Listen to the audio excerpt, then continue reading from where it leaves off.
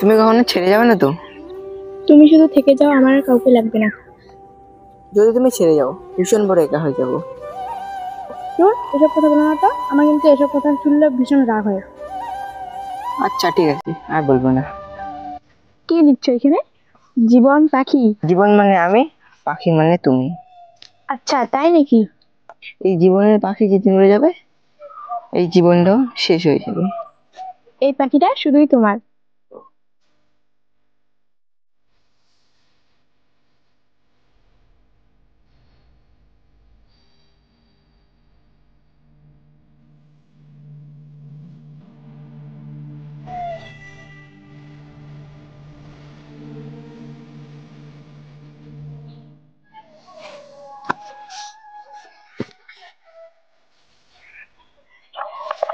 Hello, হ্যাঁ মা বলো।